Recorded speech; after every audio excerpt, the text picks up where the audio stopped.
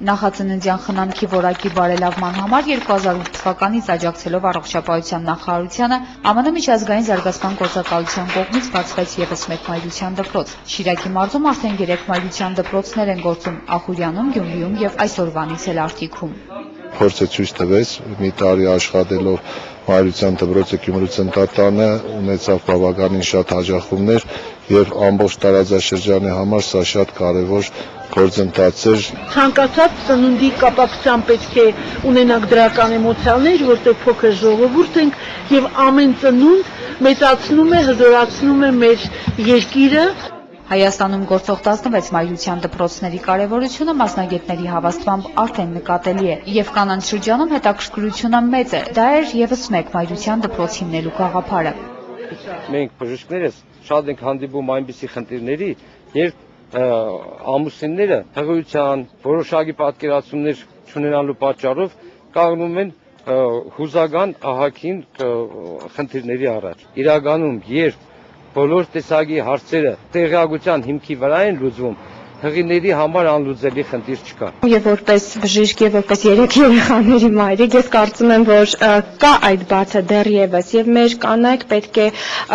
ավելի շատ տեղեկացված լինեն եւ այդ ինֆորմացիայի բացը որ կա, մենք լիահույս ենք, որ կլրանա այս մայրության դպրոցներին 5 դասերին։ Հայաստանի Հանրապետության առողջապահության նախարարության հրամանի համաձայն մայրության դպրոցն անվճար դասընթացներ է անցկացնելու կարևորելով կանանց խորհրդատվությունը, ֆիզիկական պատրաստվածությունը, ծննդաբերությունը, հղիության ընթացքում առողջ ապրելակերպը։ Սակայն այս ամենը լիարժեք չի լինի, եթե չկարևորվի մեկ փաստ եւս։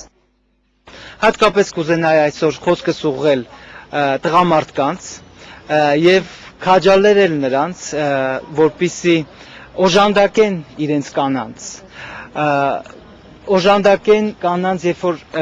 նրանք նույնիսկ ուղեկցեն, երբ որ նրանք նույնիսկ այցելում են այս դպրոցը,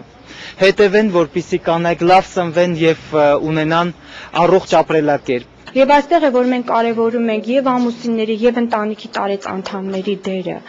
որովհետեւ նրանք իրենց աջակցությամբ, իրենց բարի վերաբերմունքով եւ իրենց որոշակի վարքագծերով կարող են նպաստել կամ չնպաստել այդ հղիության դրական կերպով զարգացմանը եւ հաջող ծննդալուծման։ Եվ ամենակարևորը թերևս,